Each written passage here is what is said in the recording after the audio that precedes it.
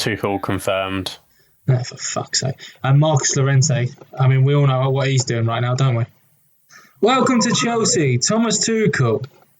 And we close that screen. Right, you have to say it correctly now that he's your manager. Tuchel. Let me just, you know what, I'm not even going to pretend like I give a flying fuck. Tuchel. Not even going to pretend like I care. Not Tuchel, not Touche. Thomas Tuchel, little cunt. Oh, that's a nice picture. Tuchel with the Germans. See, Man, he's only gassed because of his German national team. I am gassed. You know, you've wanted this Chelsea ages. turning into a German. Yeah, man, I'm actually super gassed. Yeah. That Tuchel's at Chelsea. He's wanted this whole fucking so time. it's going to be like a proper German. Yeah, man. My hatred of Chelsea is diminishing ever so littly. Right, should we get this party started then? Yeah, let's fucking do this. Let's start getting started. I'm in a good mood. We've got a proper German manager at the helm at Chelsea. Right, let's do it. Not that PE teacher. Sorry, let's move on.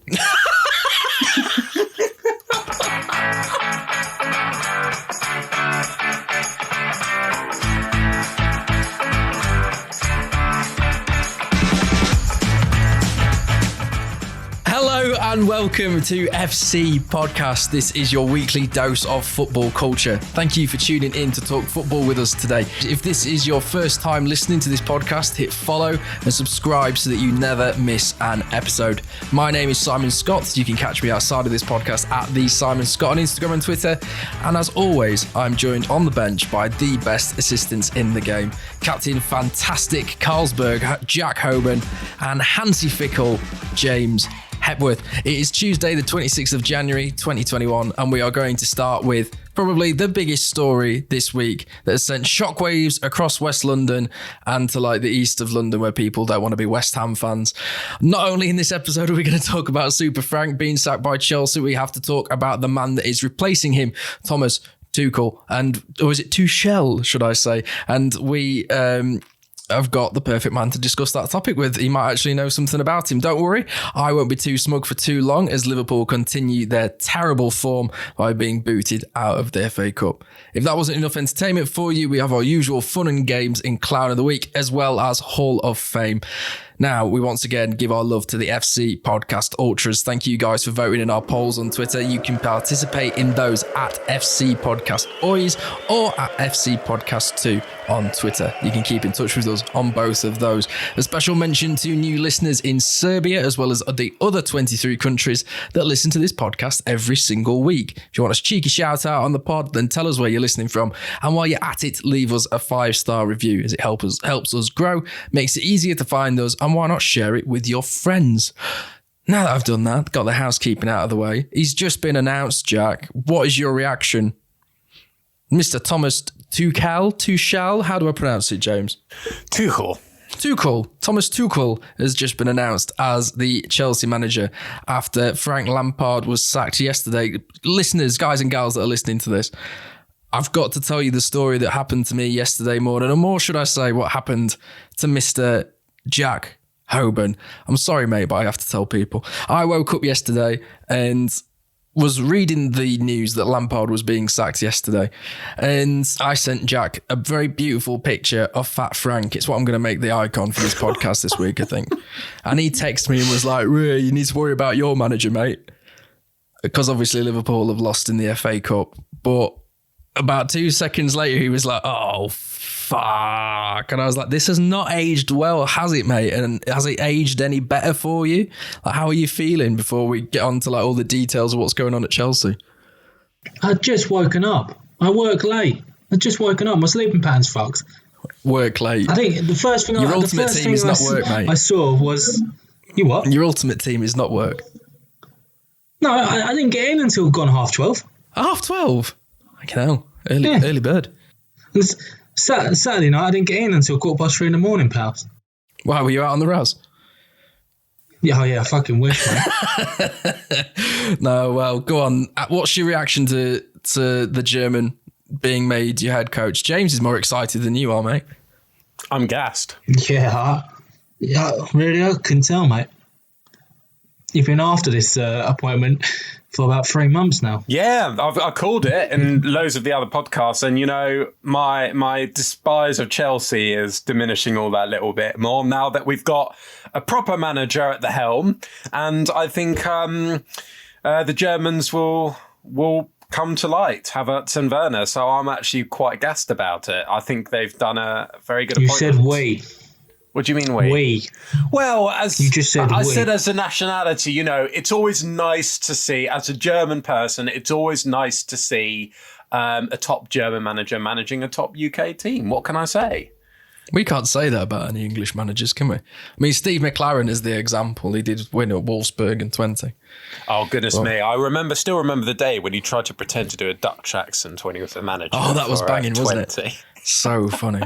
So funny. Anyway, I don't want to take it away. We have to put it to Carlsberg. This is his news. So come on then. Right. So Frank Lampard, Jack, has been sacked. He was given a 3-year deal last year. He survived 18 months. There's been all sorts going off in the Twitter sphere the last couple of days, in the papers. Who said what? Who's been to speak to which director? These people have fallen out. People are falling out everywhere, it seems, even on this story by the looks of Twitter. So I want to hear it in your own words, mate, what you've thought of the past couple of days.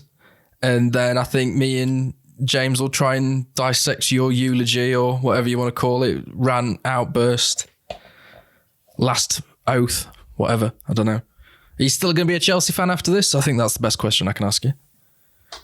Obviously. Some people... Why would I change? Why would I stop supporting the club I loved my whole life? Why would I stop supporting Chelsea? Because we sacked a manager. It's not just a manager. I've been about 10 plus managers while I've been a fan of this club. Are you going to go back to supporting West Ham? But I would feel the same. I wouldn't say I'd feel the same, but come on, it's Super Frank. Anybody was going to manage, other than maybe John Terry. Let me just stop you there.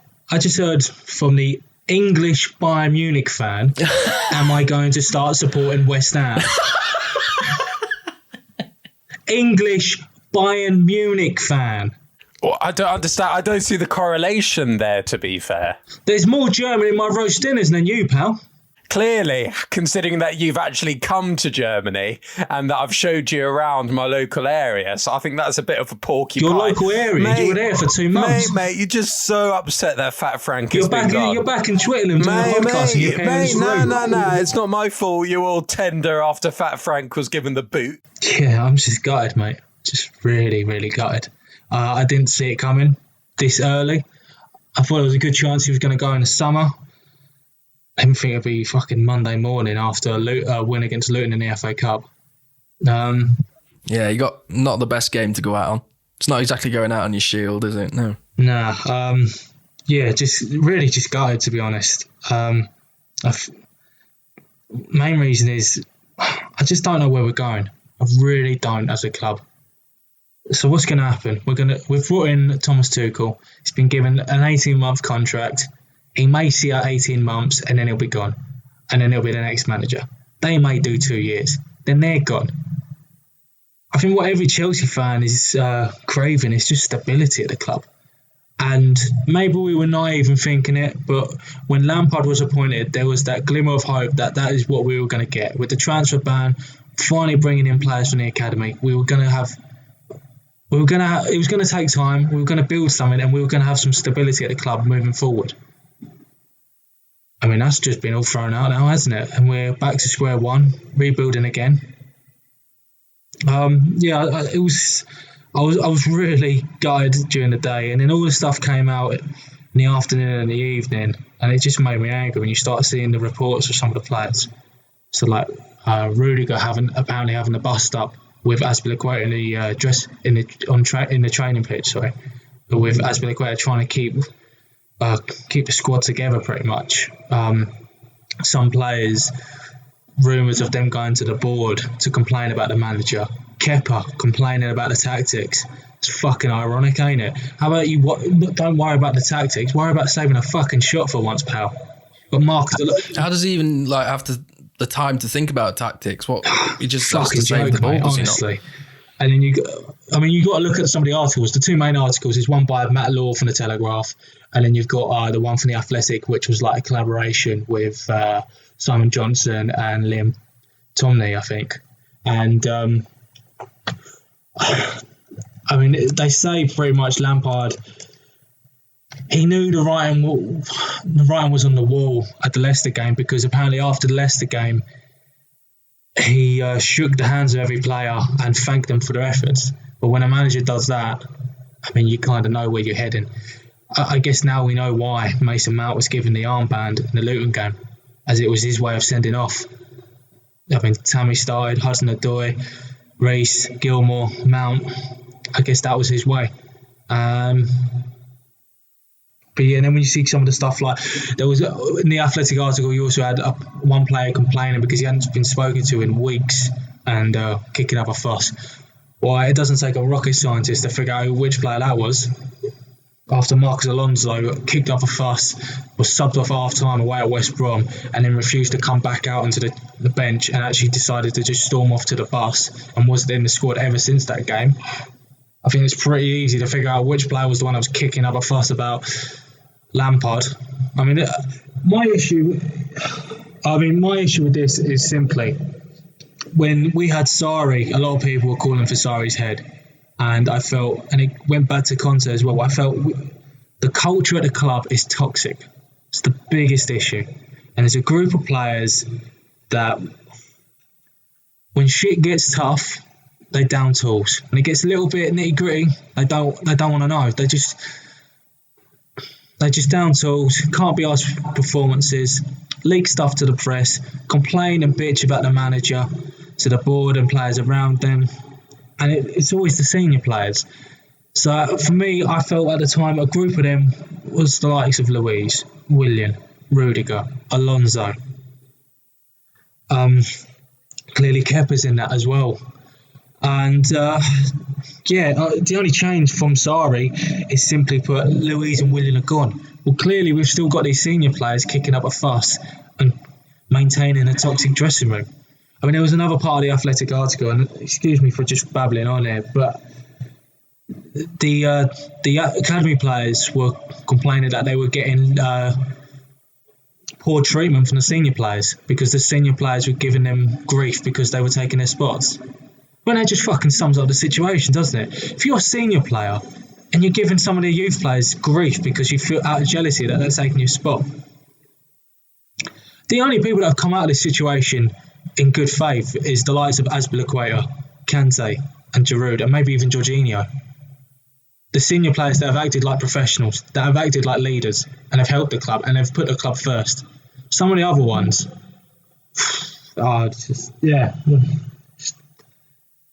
we go again with a new manager, I guess. We go again. Some would say the anti-Lampard, per se. He's a manager that's not been a player. Well, was a player until he had a cartilage injury when he was 24. Tuchel. There's a lot to break down there, mate. There's a lot to break down in all of this. The toxic culture being one thing. I thought that's one of the reasons why they brought Lampard in. He's a coach that bleeds blue. That's what we're hoping. And he wants these youth players to come through. And I worry, the form that we've seen from Mason Mount for England, the form that Chelsea have seen with Mason Mount, I think that goes out the window now. I think he's dropped for Havertz. I think Jorginho comes in. I think Kante will move to the midfield. You'll see Rudiger starting. Tuchel wanted him at PSG. That's my biggest worry.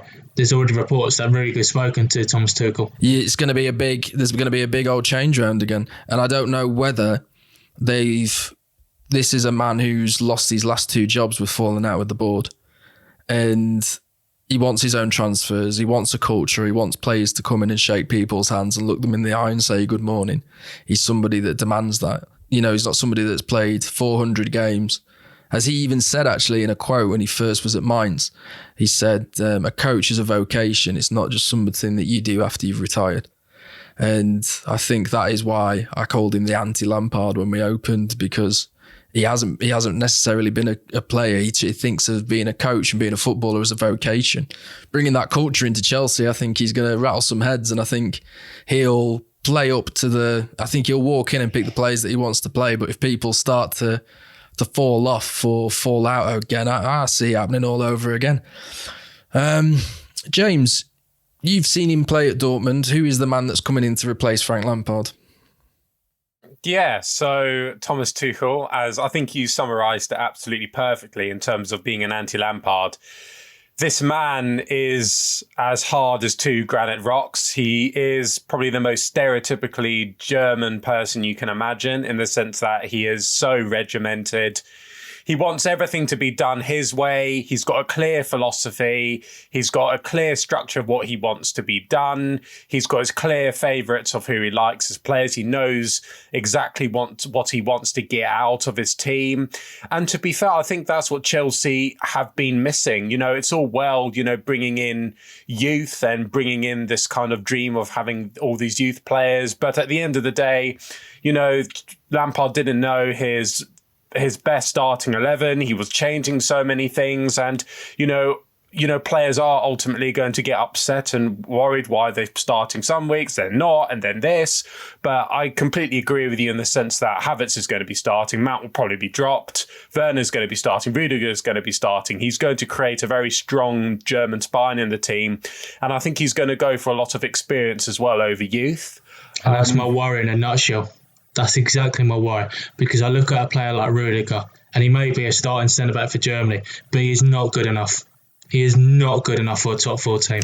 But remember, at the end of the day, it's this nationality and this culture thing, and yeah, but that's not going to do us any good, though, is it? No, it's not going to do any Rudiger, good. maybe it's Alonso and Jorginho back into the team. That's not going to do us any good. The only thing I will say is, for your young players, remember what he did with Dortmund with players like Dembele that bring them through. Pulisic.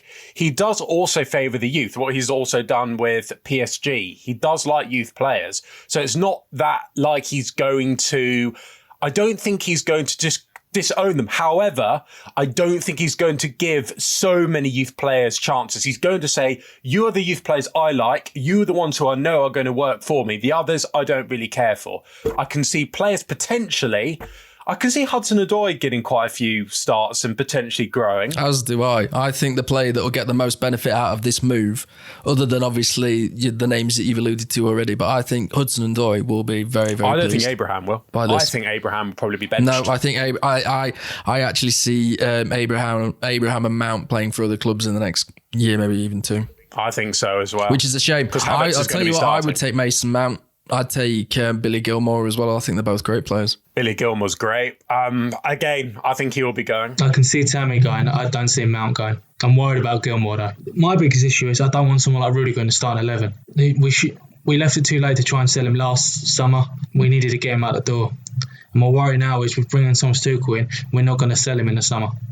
When he's not good enough, when he's part of that awful culture at the club. I mean, we've got 3 fucking left backs in the squad. I mean, how is Lampard supposed to manage that? It's just too many players. Just too many players at once, not knowing his best team, too many egos. It's like a juggling. He's has to juggle too many balls. And without being an experienced manager, you can't juggle all these balls. I have to ask, Jack, when at the time when Lampard was hired, I said to you, this is too soon, isn't it? And you completely agreed with me. Do you stand by that now? Lampard came to Chelsea far too soon? Because I actually think that's the thing that's let him down, his lack of experience, the ability to command a dressing room as a manager rather than as a player. Yeah, but we had to roll the dice. And I'm thankful we did. I think he'll come back. I think he might get another crack at it. I mean, Mourinho did. I hope so, because the one positive I always take from his time at Chelsea is no manager in the Abramovich era brought through as many academy players as he did. Which is what Chelsea needed to do, because your academy is sensational. You've got an unbelievable academy. And I think that's the saddest thing out of all of this, is that that's almost going to be lost, rather than that Chelsea's culture bringing through like the next generation. It's actually going to be Chelsea's academy selling the next generation and them coming through somewhere else. That's what I'm worried about. I mean, Tomori's already gone to Milan. It's a loan, but it's with an option to buy for 25, and he could be an absolute million. star out there. I mean, look at Chris Smalling. He really loved that league, adapted to it very, very well. And I think Tomori might be a similar sort of player out there. I think he could be a star. I'd say the biggest issue with Chelsea right now is the dead wood. the dead wood, and a lot of this dead wood have too much player power as well, which is crazy to think. I mean, I know people talk about Frank Lampard and Villas-Boas and the players back then having the player power. And yes, they did. But at the same time, they were playing at a world-class level, an elite level. And they kind of earned the cachet. Has the likes of Kepa, Alonso, Rudiger, have they earned that cachet? I think the shame about Chelsea is you've gone from players like Lampard, Terry, Drogba, Hazard, Cech, these respectable leaders to Jorginho, Rudiger, Kovacic, There's Alonso. no leaders. Just complete. It's like night and day, really. Azpilicueta is a great captain in the way he leads by example, but he's not vocal enough. Jorginho is a great leader, but he's just not suited to the Premier League, and he ends up becoming a disadvantage for us at times. Anybody that has a nickname in a squad, though, can't really be a leader. Like, if everyone calls you Dave, you're just not going to earn that sort of respect when you walk in a room, are you? I always think if people don't call you by your name, it's a bit of a... Whoa, wait. You wait till it's your turn, pal. I've got Sean Dyche next to me, pal. He wants a square with Klopp. Oh, dear. Well, we'll discuss that momentarily. I have to admit, though, there is kind of a bit of an irony in it that Lampard, went to Chelsea and then didn't last more than 2 years, did get bunked off by the board, fell out with people, had players go up against him. So it is a little humble pie, I suppose, but it will make him a better manager. He was the only manager that had, in the statement of the sacking, he's the only manager that have actual quotes with Roman Abramovich putting detail into the statement. He's never done that before. He's never come public when sacking a manager before. Before we move on to Liverpool, I just have one little comment to say. They've definitely done this because there's no fans at Stamford Bridge. I've been reading a lot of comments and articles and Twitters and stuff where people are like, I'm not going back to Stamford Bridge, like the board are ruining this club. Oh, that's why I asked at the beginning, are you still going to be a Chelsea fan? Because a lot of people are questioning that at the minute. No, it's never a question.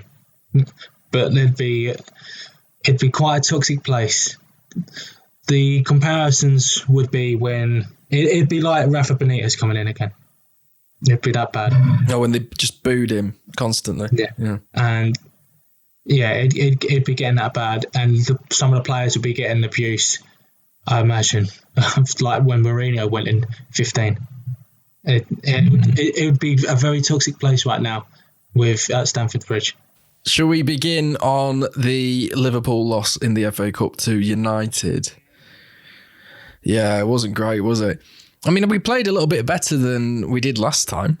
I mean, the game it was a fantastic game, but and all the goals were good. I will give you that. All the goals were good. Rashford's pass was unbelievable.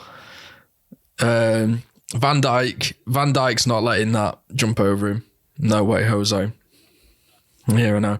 Our team is like just so depleted, just absolutely depleted. And like the engine room has gone, which means that the strikers haven't got any balls to run onto or anybody to beat with their pace. And now they're not players that have their backs up against the wall. They're not players that have their backs to goal and have to build that way. You need a completely different style of midfield. And I think that's why a lot of people have been complaining about Thiago recently, about a change of style. It's not that there's a change of style. We spoke about this last week. It's because of the midfielders just aren't there. The first team can't be deployed. A lot of what Van Dijk does is missing. And it's shown for it. Unfortunately, that injury has these teams show that you take a big, like unless you're City, you take a big player out and a lot of the team just starts, all the levels just drop slightly. And I think that's what's happening here now. We look like we've lost ideas. We look like we've lost a fear factor. Trent looks knackered. Everyone just looks like afraid to shoot. There's two passages of play against United where it just seemed like we were trying to walk it in. It's like always looking for a pass rather than just taking a shot on.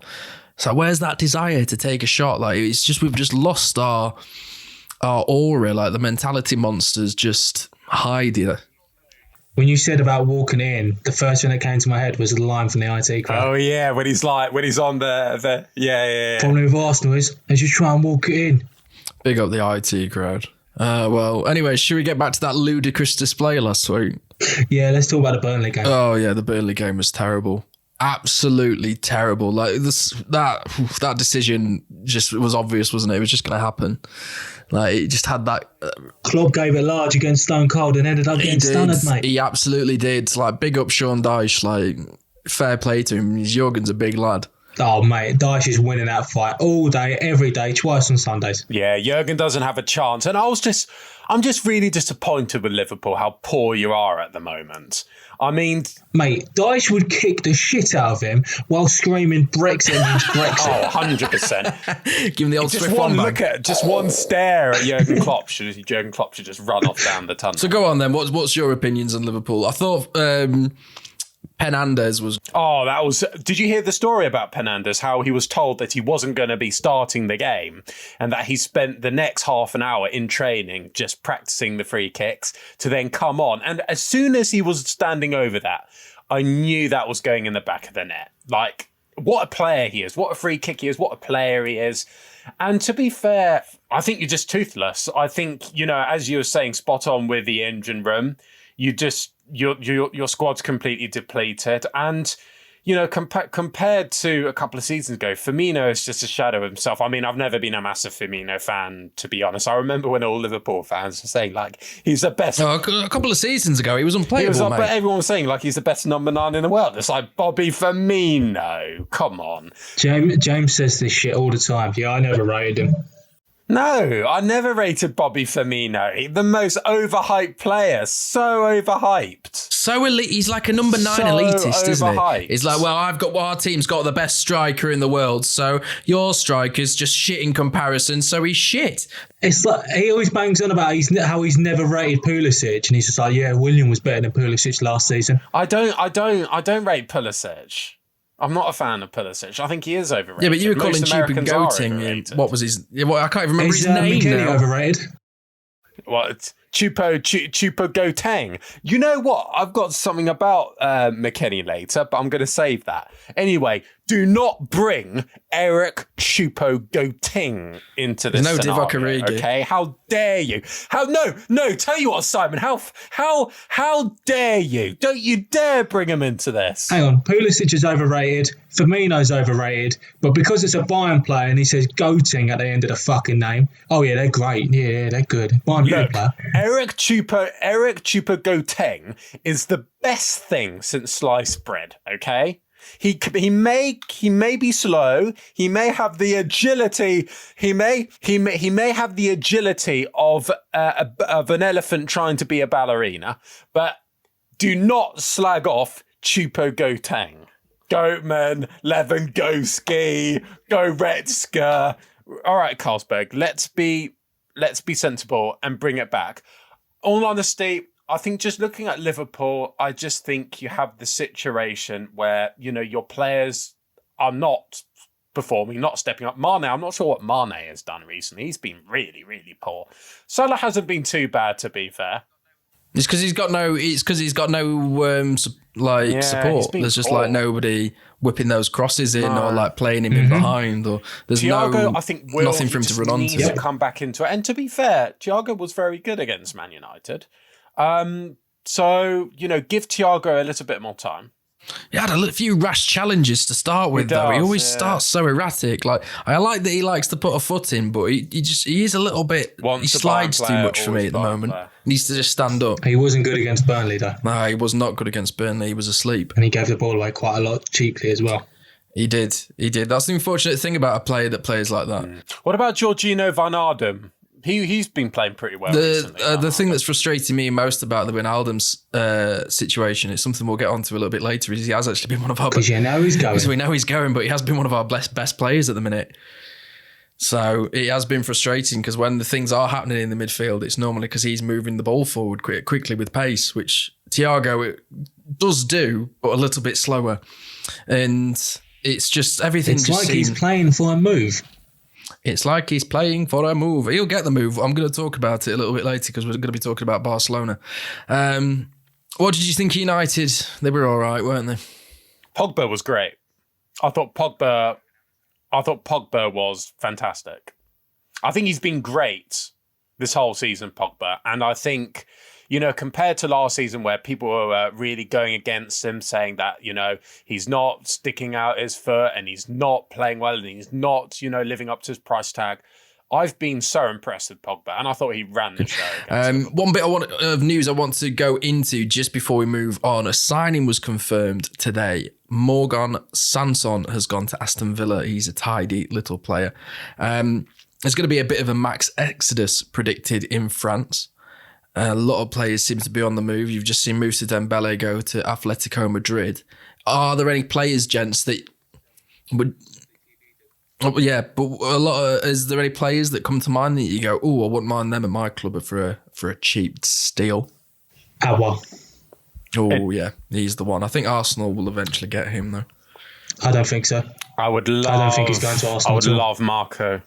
Oh, do you know he was on the verge of signing for Juventus in the summer? Everything was agreed. The only thing that stopped it was Bernardeschi refusing to go to Lyon the other way. Too many midfielders. Yeah, and they couldn't get Douglas Costa out the door in time because, you know, he went on deadline day to Bayern Munich. So at first what held it up was Bernardeschi was refusing to go to Lyon in the other way, and then they couldn't get it done because they simply just couldn't get Douglas Costa out the door quick enough. Oh, bloody Douglas Costa. The player was ready to go, happy to go to Juventus, and that would have been a massive signing for Juve. Oh, wow, yeah. Him alongside Arthur. I'm surprised they would have got rid of Bernardeschi. He's a great player. He's not doing that great. He was at Fiorentina before, wasn't he? Yeah, he's struggling now. Has Chiesa played much? Yes, and he's starting to really come into his own the past couple of months. He had a real big game against AC Milan in the league. Massive game. Is there any other players, James, that have caught your eye in France that you wouldn't mind a little steal for the Bavarians? Oh, Marco Verratti. I would love Marco Verratti. I've always been a big fan of him, but I don't know how he would fit into our team with Kimmich. He said still. He ain't talking about PSG players. You might as well just said fucking Mbappe while you're at it. Okay. If I guess I'm going to just go for a steal, then Eduardo Camavinga from Rennes. Depay's definitely leaving though in the summer. His contract expires. Where he goes, I don't know, because I don't think Koeman will be at Barca by the time his contract finishes at Lyon. Do you know what, Jack? I'd actually beg to differ with you. Really? Mm-hmm. And we'll talk about it in a moment's time. Should we get on to La Liga now?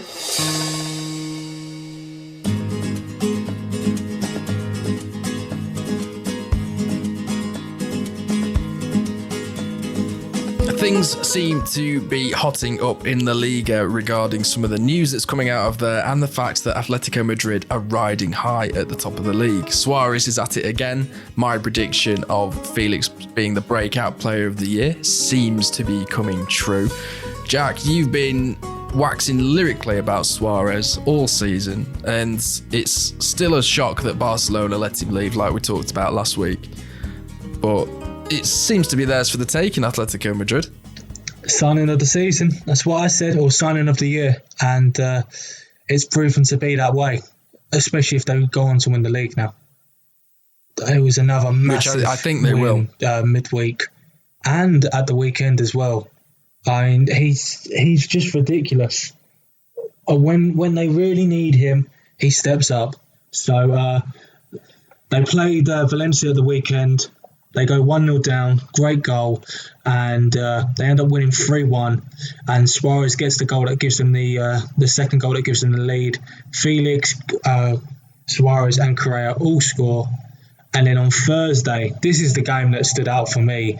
This was one of their games in hand, and they played Eibar, and they went 1-0 down. Ironically, it was a goalkeeper that scored a penalty against them. And then right before half time, Suarez makes it 1-0. And then 89th minute, Atletico get a penalty. Who else but Luis Suarez? A Panenka penalty, and they win 2-1. He's, I think he's joint top scorer. I'm not sure because I haven't checked. I think he might have gone ahead of Messi now. He's levelled with En-Nesyri, the Sevilla striker. Well, the goal that he scored against Valencia, the angle. Oh, it was vintage Suarez. Vintage Suarez. Absolutely unbelievable player. I'd have him back at Liverpool. So, I'd love him back at Liverpool. What a player. And he was written off at the end of his last season. He was finished. I don't even know where that even came from. His production fell off slightly. Like, he had a Benzema-esque drop of form, but like, look at what Benzema's doing. Oh, Benzema's never had a drop off in form. He just adapted his game to Ronaldo. Well, he just adapted his game to Ronaldo, yes. But like, if that was at Barcelona... Oh, yeah. Well, what dropped off for Suarez was his pace. But Suarez has proven that his game isn't just about pace. But his touch is still elite. His finishing's just out of this world. He's been just brilliant, mate. And I really do hope they win the league, because it would be another slap in the face to Barcelona. I think they need all they can get this season. Other rumours that I'm hearing out of Madrid are from Real's side, that apparently, according to a couple of the newspapers that have been rumoured, we already know that Ramos' contract is up at the end of the summer. He hasn't signed a new deal. There's now rumours coming out that Zidane will be moved on at the end of this season. There's been a few claims that he's been giving favouritism over the players that won him the Champions Leagues, holding people back in the squad and causing a lot of stagnation and unrest in Madrid. You can see that with some of the results that have happened recently. What's your opinions on this old guard being stuck in Madrid and the fact that Zidane might leave, guys? I think it's quite ironic, really, to be honest. So in 2018, he leaves. He's the first manager to not be sacked by Perez, and he walks out, stating that the club needs a rebuild. He then comes back less than a year later and takes over. 3 years on, almost, he's still playing almost the same freaking players. The only ones that aren't playing are the likes of Ronaldo that's left and Bale, and Marcelo's been the main player. He's purposely taken out the team. Casemiro's still in. Ramos is still in.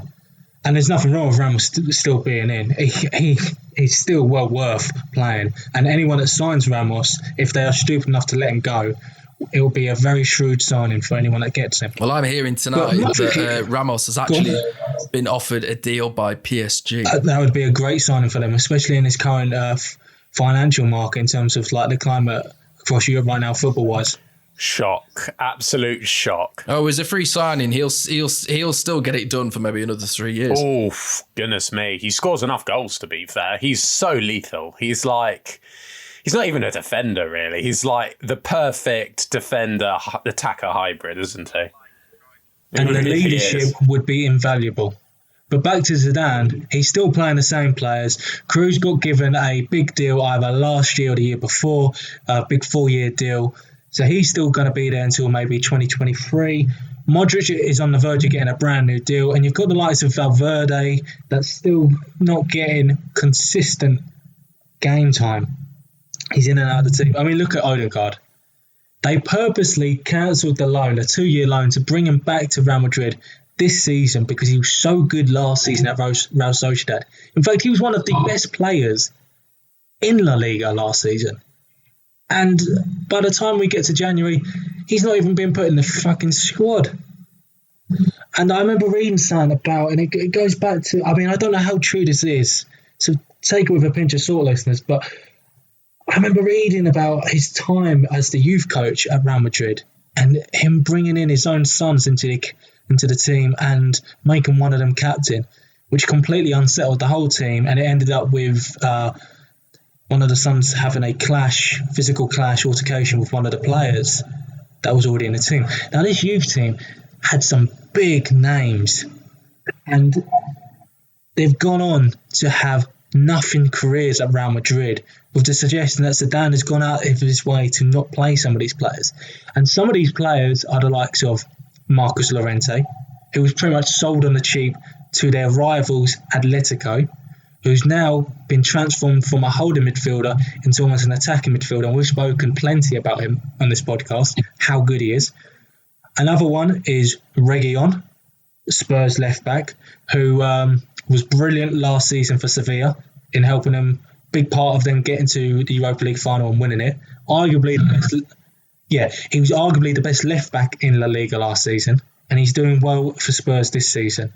And he was asked by a journalist before going to Spurs, has Zidane got in contact with you trying to convince you to stay at Real Madrid? And his reply was along the lines of, no, but it's not really a surprise, is it? And other players of these is Vinicius Jr., who's just in and out of the team. Just, again, not consistent game time. Another one is Odegaard. And then the other big player is Mariano, who ended up going to Lyon, was brought back on a cheap buyback clause. And again, now, of course, you can't get in the team if you're Mariano competing against Benzema. But the key thing all these players have in common is lack of game time from Zidane. Yeah, he seems to have let down the youthful setup that Perez was almost creating by signing a lot of these younger players, bleeding them in, bringing them out. And here's another one for you. He's one of the other players that was in. I completely forgot about him. He's the right back that was at Bayern Munich last season, James. Odriozola. Yes, he was part of that youth team as well. And he's back at Real Madrid, and with Carvalho missing games, he doesn't even start. In fact, Lucas Vazquez starts at right back ahead of him. Brutal. I mean, I'm not surprised. Brutal. He's with all due respect, he's pretty bad, Odriozola. Oh, come on, mate. Come on. I saw him play. You gotta be joking, I saw him mate. play at Bayern. He was not great. Yeah, I've seen him play with Real Madrid as well. Is he good for Real Madrid? Obviously, was before this brilliant. Is he season, good for Real Madrid? Lucas Vazquez at right back, Yeah, mate. of course. That is atrocious. But I mean, Odriozola is not a world class. I'm not saying he should be starting ahead of Carvajal, but Lucas Vazquez. Yes, I understand. What do you think of the Come on, situation, I mean, James? come You've on. been sat here listening to Jack wax lyrically and factually about Madrid, but you sat there with your hands in a Mr. Burns-esque fashion, just thinking over what he's had to say. So come on, mate. What's your opinion, son? Because he knows it's another big team that's fucked ahead of Bayern winning another Champions League. He's loving it. He's lapping it all up. No, I think it's just, one of those things with Zidane. I think Zidane's mantra is don't change a winning team. And he seems to have grown this old boys club at Real Madrid, and they all thick as thieves with each other. But I completely resonate with what Jack's saying in terms of, they've got a great academy as well. And Zidane clearly wants to stick with the trusted team that he knows. Potentially is that worry that he's worried if he tries too many things out, he's going to unsettle a lot of egos in the first team. And then also, trying to keep that relationship with Perez and trying to do the very best in terms of, winning tournaments, winning trophies and competitions at Real Madrid. So I can completely understand why he wants to keep with that mantra of not changing a winning team. But, just saying that, I had no idea that Vazquez was playing at right back over, even though Odriozola is pretty poor. It's not good news, really, is it? It could be worse news. I've also read that Rafael Varane may fancy a change. He's won everything at Real Madrid. Everything. Four Champions Leagues, 2 La Liga titles, I believe. Maybe one. I can't remember if he was really part of the 2011-2012 team. I think he came in the following year. So maybe it's just 1 league title. Oh, no, 2, because they won it last year. Yeah, it'd be 2 then. And he's won a World Cup at his time at Real Madrid as well. And a couple of Copa del Reys. I think he'd make an unbelievable defence alongside De Ligt. Where are they going to have the money to do that? I was going to say Juventus as well, actually. I can see that. So Juventus signing all over. They'll probably trade like Chiellini and Bonucci, and they'll probably throw Ramsey and maybe even Rabiot in there. It'll be like a 5-a-side deal. It'll be like 5 for 1. It'll be like a basketball trade. Oh, yeah, because Real Madrid are going to say yes to that. Oh, they need a change of personnel. Why the fuck not? It's an old boys club. Yeah. Get all the old boys in. Get them all in. Yeah. We've got an issue where we need to go through a transition and bring in some younger players. So what we'll do is we'll sell Varane and we'll bring in some older players on even more big wages. That'll sort us out. Well, looking at Barcelona, it seems the trendy thing to do at the minute. But bankrupt the fucking club. bankrupt the club. We'll talk Real Madrid about are getting jealous of all the media attention. Yeah, we'll talk about Barcelona momentarily. Sticking with the Serie A though, after Juventus, the Milan derby is this evening in the Coppa Italia. I don't know whether you've noticed, gents, but Ibrahimovic has gone bald for the occasion. Has he though? He hasn't. That was It's just a Photoshop pic. It's not, is it? Oh, I've completely delegitimized myself for the entire podcast. Because you can still see the ponytail, even though he's got. I think it's even just though like some marketing. it looks like he's campaign shaved it on off. his You can behalf. still see the ponytail at the back of his head from where it's That's like been all right, mate. It erased. happens to the best of us. I've just been mugged. He did it for mugs like you, Simon. by No, fucking they Twitter. lost, didn't they? Lost 3-0. Yeah, Did you see the 3-0. exchange That is very true. Sebastian during the Atalanta game? No, I didn't. I know that they lost 3-0. Yeah, 3-0. Zapata said something along the lines of, "What do you want it? Do you want another penalty to add to your goal tally?" And then Zlatan's response was, "I've scored more goals than you've played professional games." Shit, love it. Talk about Atlanta. I think Papu Gomez has gone to Sevilla now. I think they've accepted that. Yeah, he flew over today. Atalanta's greatest ever player leaves for Sevilla. That's a great move by Monchi, like getting him on a cut price deal. This man's still got it. Yeah, it all ended in tears. It did. It's a shame, really. Manager wished him the very best. I don't know whether that was shithousery or just being quite legit. Atalanta put Milan, precariously on the top, didn't they? Inter drew to leave AC 2 points clear. There's now only 7 points between Atalanta in 5th on 36 points, and Juve sit ominously in 4th. The Milan clubs fucked it and They gave Juve did. a They way sit back ominously in 4th with Atalanta just below them on goal difference. It's a big game tonight. I don't think AC Milan can afford to lose this. I don't know what that will do for their confidence. Apparently Conte's rested quite a few players. He wants the Scudetto. That's all he wants. Well, you can't blame him. I think he would have probably taken positives and then not finishing third and finishing fourth in the Champions League. He's that kind of manager. His sole focus is the Scudetto. Well, what do you think about the performances in those games? Does anything stand out to you? I thought Milan were very sluggish. I thought the fact that Milan didn't have their captain, Romanoglu, I think that showed. I mean, they were playing a youngster, 20-year-old French centre back there. Looked a little lost, didn't Tomori was on the bench. I mean, I think that definitely showed. But you can't lose games like that 3-0. Atalanta are a very good team. But that was not a good performance at all. And the Atalanta, you would have thought, losing a player of Gomez's quality, you'd think they would have dropped off in form, but they're still performing quite well. No, I mean, they're still scoring high. But about 2 or 3 games consecutive before the Milan game, they drew. They haven't really lost without him. Ilic and Zapata have really held their own. And they've kind of just moved on without him while he was at the club. Because he's basically been banished from the club since December, pretty much. He was played against Ajax in the final Champions League game just because they were desperate to... It was such a must-win game for them to get to the last 16 that they ended up just bringing him back for that game and he played. But after that, he's just been sidelined and made to watch. Well, one of the teams that seems to be sat on the outside now looking in is Napoli. A team that's been very, very flip-floppy. They beat Fiorentina 6-0 and then got beaten by Verona. Yeah. So there's a couple of articles. And there's rumours of Gattuso now potentially beat getting me to it. Laurinaitis has already hinted that potentially Benitez could be brought in till the end of the season, which would be a horrific move for the attacking players of Napoli. Really? I want to see Sarri or Allegri in there. You do know Allegri's a very defensive manager, right? Allegri won't be accepted. I want Napoli to do well. I want them to do well. He won't be accepted there. Yeah. All right. You can't say Rafa, bringing Rafa in would be bad for the attackers and then say, I want Allegri. All right, who do you want then? Well, I'm just saying, Rafa's managed it before. He was quite successful. Won the Coppa Italia with them. Brought Insigne into the fold. Higuain flourished under him.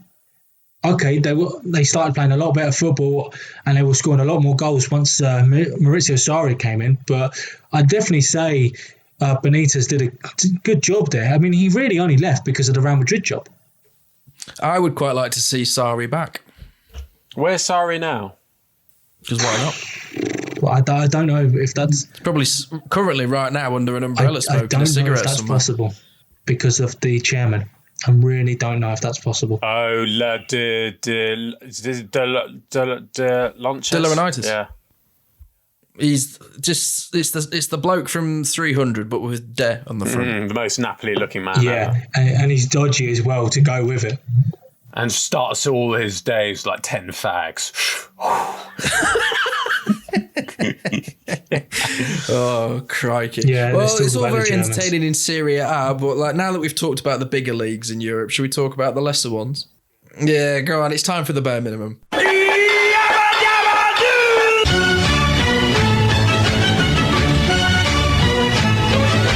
That music can mean only one thing. James is breathing heavily after being told that he's a farmers league.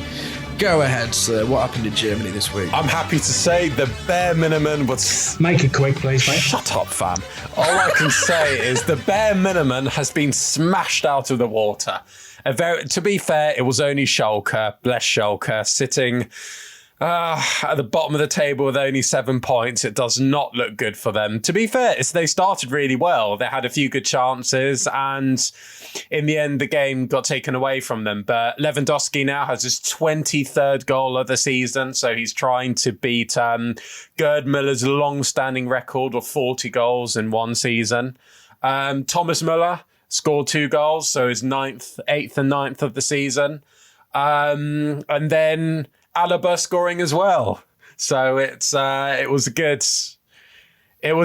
good game, and now we're 7 points clear at the top of the table. And to be fair, for the second week in a row, we were kind of helped out because Dortmund continuously to be bad. A great result for Borussia Mönchengladbach, despite 2 great goals from Haaland. Mönchengladbach were very, very good. Leipzig lost to Mainz. That was a bit of a shock for the books. And Bayer Leverkusen lost to Wolfsburg. So Bayern 7 points clear at the top. Had a lot of help from our little friends. As the Joe Cocker song goes, some help from my friends. So all good. All good for the moment. What more can I say? Oh, quite a lot, actually, because there is a lot of things that have been going on in the Bundesliga. What did you want to bring into it? I wanted to talk about Dortmund, actually. That's I enough wanted time. to talk about how... Right? Oh, no, I want to go into much greater detail than 2 minutes. Don't give them the light of the day. All I can say, now that we've... you got to remember, it's all got to be about Bayern. It's me. It's clearly not when, like... Actually, wait, it is all me.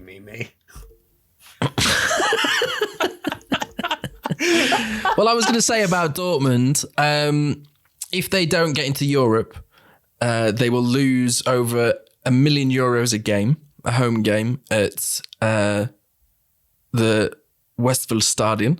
And then on top of that, you will then have no money to keep your big players like Jadon Sancho and Gio Reyna and Lucas Guerrero and Erling Haaland. I don't think there's any... And Jude Bellingham, who's also being linked with Chelsea. Oh, I don't think there's any worry. They are in 5th at the moment. They are 1 point off 4th. They'll get top 4th. Wolfsburg will not finish. I just want Erling Haaland to replace Roberto Firmino, because I love Firmino. He's been a great player. He's been a great servant. But he seems like he could play at Dortmund. I think he'd be happy at Dortmund. You're fucking dreaming, mate. What do you mean I'm dreaming? Well, Liverpool won't even bring in a centre-back right now with 2 of your main centre-backs injured for the rest of the season, and you're out there thinking you're going to get Haaland. Anything can happen, mate. Anything could happen. You are dreaming. I'm a believer. I like to think of Simon as the wishful thinking department of this podcast. Before we get on to put some respect on that man's name. Yes, that's the one. I'll get you a little button, mate, if you want. But before we get on to that, mate, do you know what I did see a little bit earlier on? The human-made Bayern Munich kit is on discount at one of the stores that I was shopping. Oh, you're not, are you? No, what? We've not even talked about any of the players that you'd liked on FIFA this week. Before we get on to put some respect on that man's name news, who's been in your potential team of the week? I saw that Neymar might be in there. Nick Pope might be in there. Frankie de Jong might be in there. Jack, anybody that's going to tingle your little FIFA nutsack, or is it just team of the year for you at the minute, pal? It's just team of the year, but it's a mini run here because they've put out the nominees that you can vote for the 12th man of the team of the year. And who do you think that should be? Well, they've given you 3 options to vote for. Lionel Messi, fair. Thiago, fair. Son, What the fuck is he doing there? Oh, can you imagine his card being in there? That'd be filth. What on earth is he doing there? Sorry, 12th best player in the world? Deserves to be in the team of the year? Sorry, what? So, no Mane, no Salah? No Neymar, no Muller. No. Oh, Muller did have an amazing year last year. Oh yeah, Muller wasn't even a nominee for the team of the year. Wow. Neither was Oblak. How was Muller not... Oblak as well. God, man. But they had stupid players like Joselu and Mandanda in there. Mandanda. Steve Mandanda. If anybody has had any comments that they'd like to add on this as well, don't forget where they can hit us on social media. Where's that, James? Put some respect on that man's name. What? No, I was going to say, like, where you find people on social media. It's at FC Podcast Boys. Yes. And at FC Podcast 2 on Fuck's Twitter. sake, James. Fucking it up for all of us. FC Podcast Boys and FC Podcast. He's not even on the Ribena. No, mate, I'm not. Are you not? I'm on the old Buxton Oh, today. I thought you'd been on... No, look, the way he's talking, you would think he's drunk, but no, he's actually quite sober. Good Lord. I'm going to need a heavy drink after this. Right, James, you've waited long enough. Let's put some respect on that man's name. News.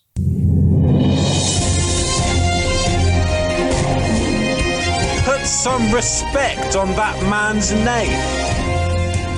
Yes, welcome to Put Some Respect on That Man's Name News, our main story tonight. There's been some bloody good players across Europe. Mine, I would actually say, has not been a very good player across Europe, but seeing as he's just left his team to whisk off into Turkey, I would actually like to put some respect on the name of Mesut Ozil, who many years ago was a good footballer. I thought you were going down a different player going to Turkey then. I was about to lose my shit. Oh, Danny Drinkwater. Oh, yeah. Do you want to put some respect on his name? No, but I've got him down for another section in a short time, pal. Oh, very nice plug there. Who would you like to put some respect on this week, gentlemen? So, I'm going to put respect on Klaas-Jan Huntelaar for returning back to Schalke at 37 years old and trying to save Schalke. I thought that was quite a nice way to end his career, and hopefully it will end well, although I don't think it will end well, but fingers crossed. Jack, who would you like to put some respect on that man's name news? But I'll not interrupt you. Fire away. Sorry. Huntelaar had an unreal team of the season card back on FIFA 12 for Schalke. Him and Van Persie up top. Dutch delight, mate. Oof, it was naughty. Ooh, Dutch delight. You can get them in Amsterdam quite cheap. Right, I am going for a little bit controversial because he's been shit for a year or two. But I'm going for Eden Hazard.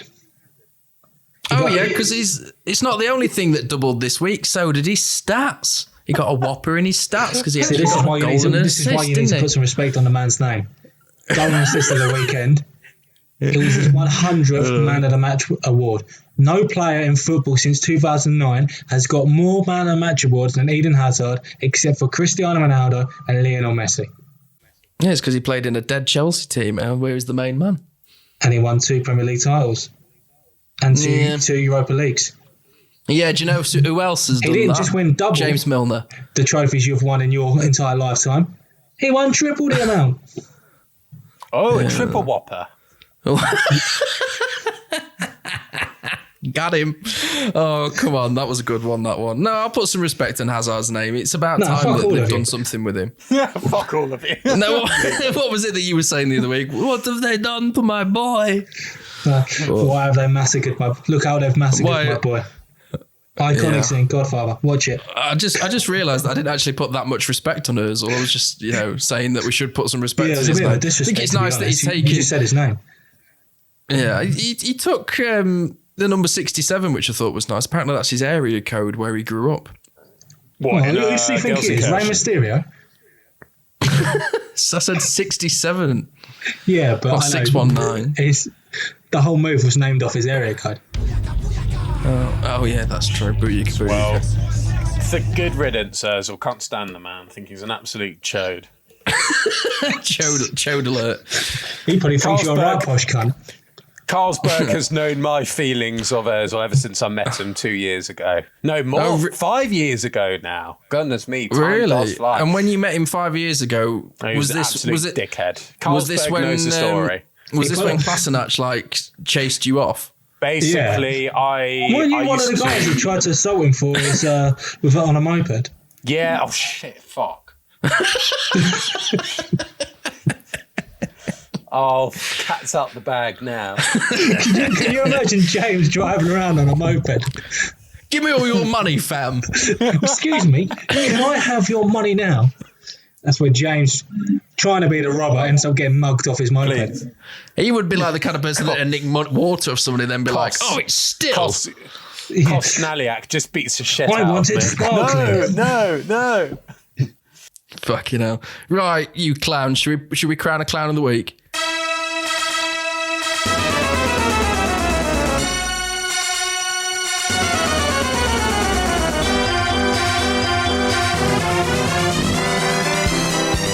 That's right, roll up. Welcome to this week's Clown of the Week. We've got a bit of a circus for you. It's going a bit berserk in here. There's so many clowns that we've now racked up.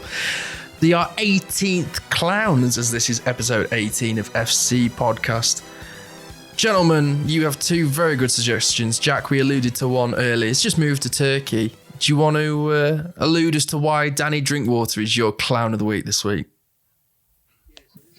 Yeah, so this prick, what he did was, when Lampard was sacked, he posted a picture of himself celebrating a goal in a Leicester shirt. Really? Absolute clown, classless, distasteful. And then backtracked with the same picture and then put on Instagram. Thought that was a bit of a strange reaction. ... Didn't hear about the news before I posted that.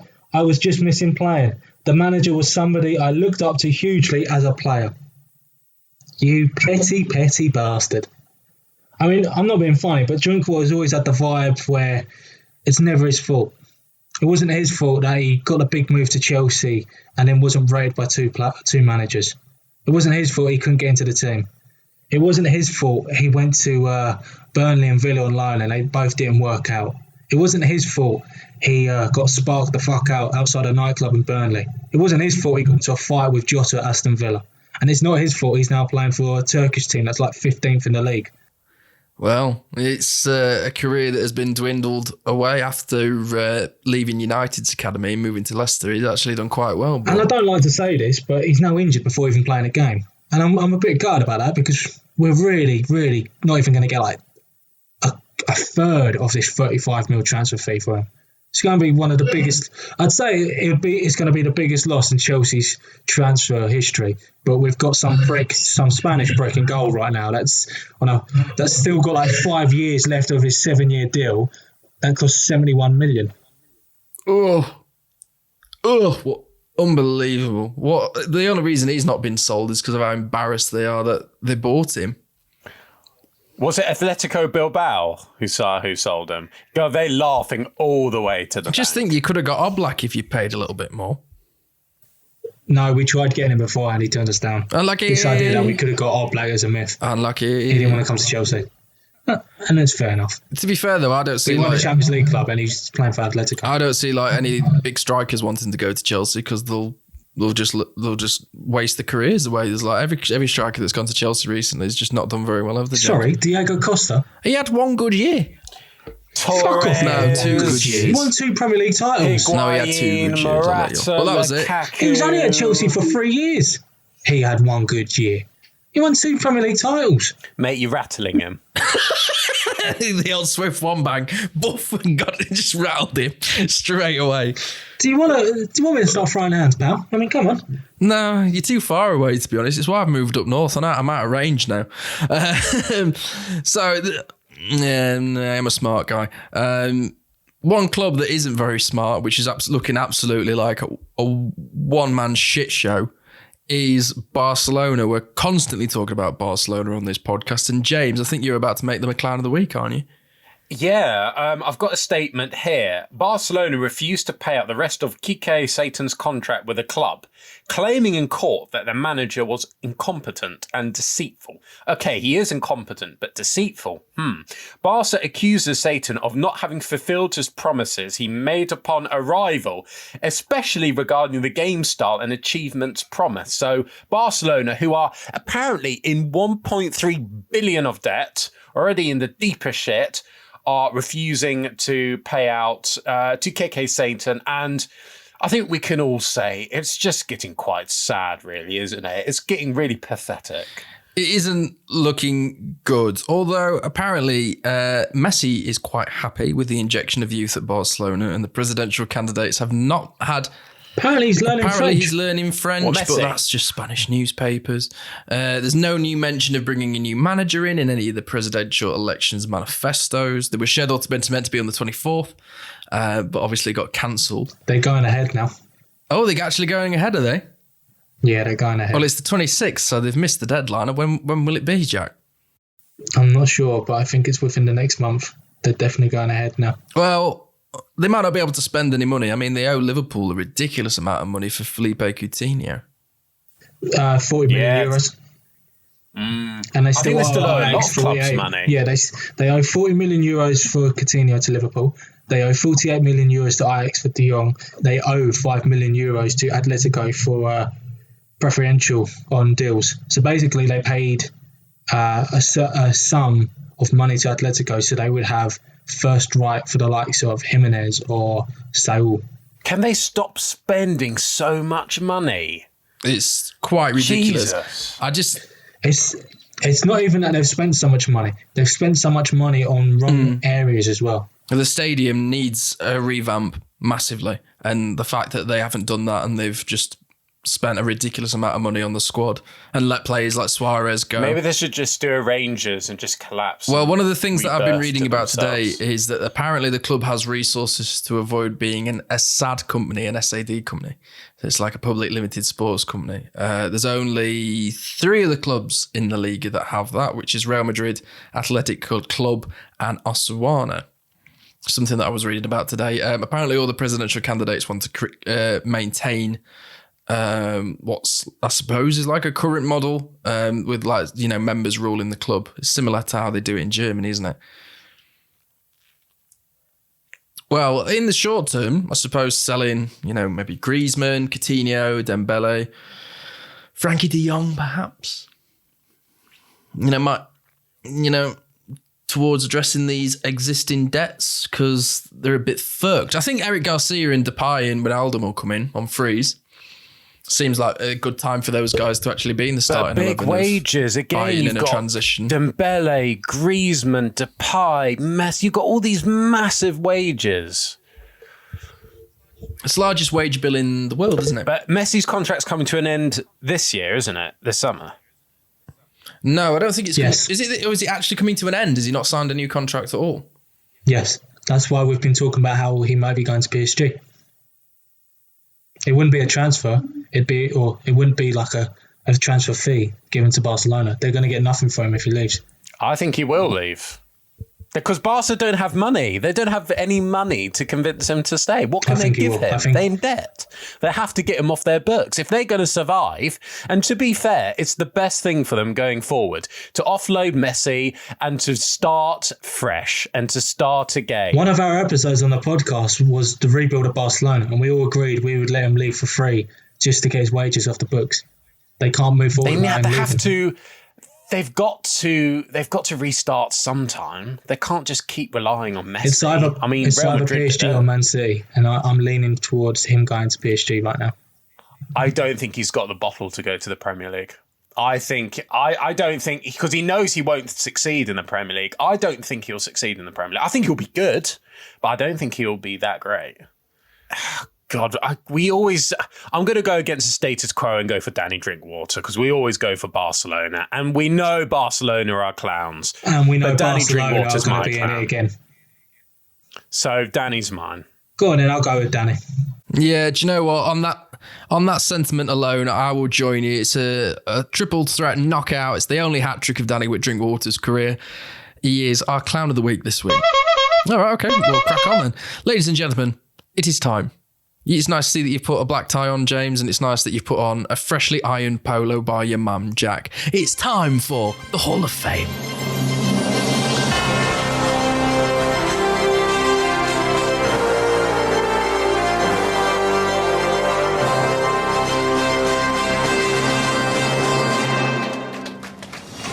It's the Chelsea shirt, pal. Wake it. Why wake it? Oh, is it the Chelsea shirt? Oh, applause, ladies and gentlemen. I always rock up with the Chelsea. Right, it's better than kit. your Crystal Palace kit you've got this year. Can I just say, for the Hall of Fame, I got my first entry. I've not only got my first entry into the Hall of Fame, but I do not have to wear a shitty Dortmund top. So, absolute win. See, that's the thing with us. When we get signed in the Hall of Fame, it's nice. And we move on to the next week and we give our next nominee. All right, Simon gets a little bit arrogant. But he's got one thing in the Hall of Fame and he's already bragging.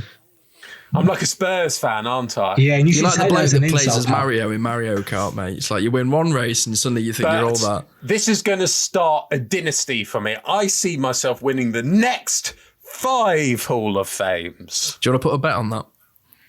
No. I actually quite like the fact that we had something that was worth happening on the FC Podcast Hall of Fame. I liked that there was a forfeit for the loser, or the person that gets the least votes, should I say, would be quite a I think good we one. should do that. I think for everyone we should So do what that. what should we do as little tokens?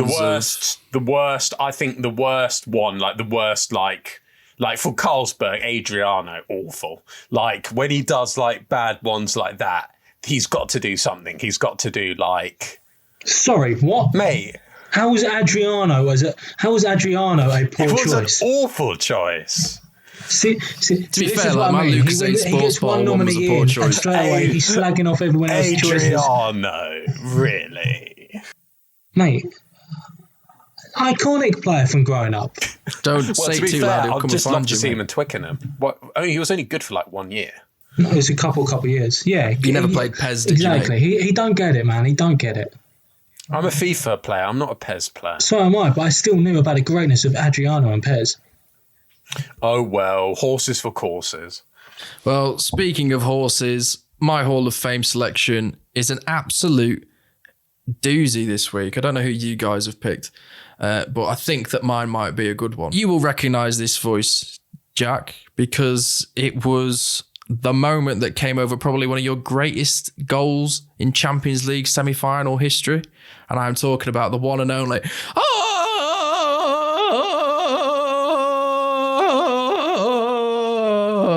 Gary Neville's commentary on the Barcelona game.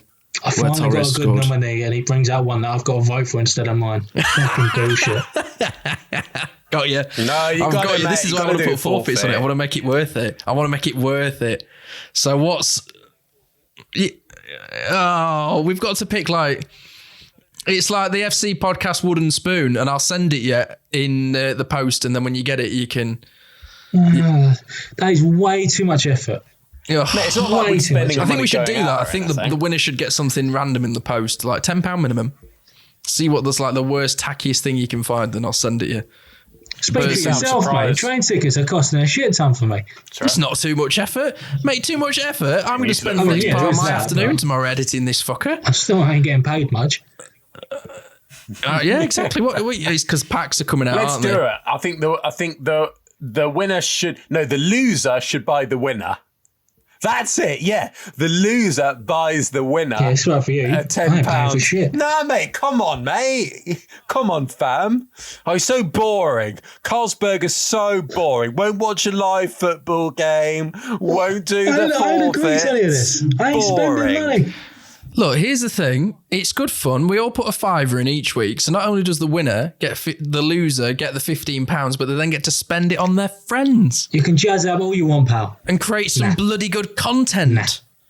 Go on then, you cheapskate. What's your Hall of Fame? Go on, Jack. I'll let I'm you go going first. for UEFA Champions League theme song. Banging.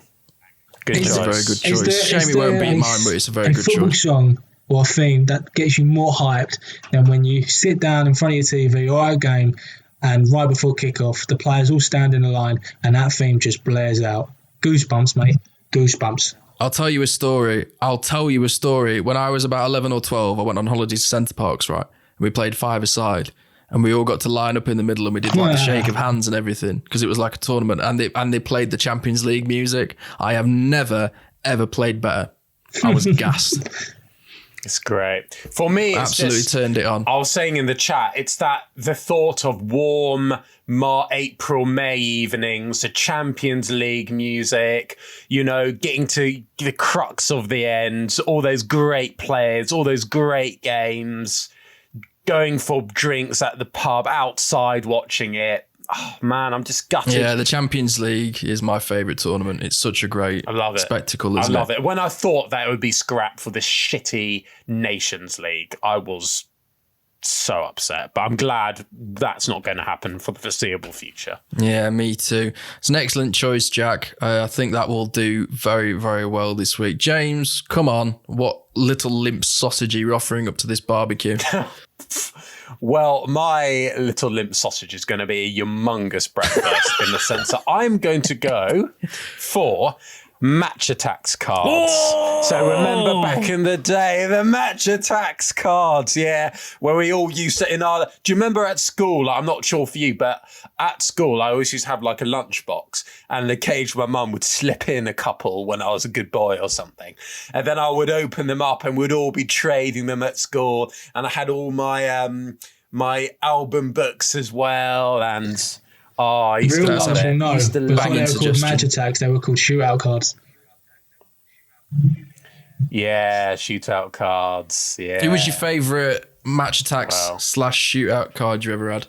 Lampard. My favourite was, I remember it was 1 year where I just could not get Ruud van Nistelrooy. It was like a black Ruud van Nistelrooy, and I could not get him. Everyone else I had other than Ruud van Nistelrooy, and I remember at school there was like this geeky kid who just got into it, who didn't really know anything about it, and I was looking through his album and he had Ruud van Nistelrooy, and I remember there just going, fuck, I need to get this card. And I was like, look mate, I'll give you anything you want, I just want that one card. And I think in the end he wanted something like a Jens Lehmann card or something. I was like, yeah, take it. Like, good got him. memories. I remember doing a similar sort of thing with Yu-Gi-Oh cards, but that's a story for another day. For me, it was the Merlin Premier League stickers. I also used to be big on the stickers. That's another great suggestion. Another great suggestion as well. For the 2004 Euros, Sainsbury's garages did little coin collections. Yeah.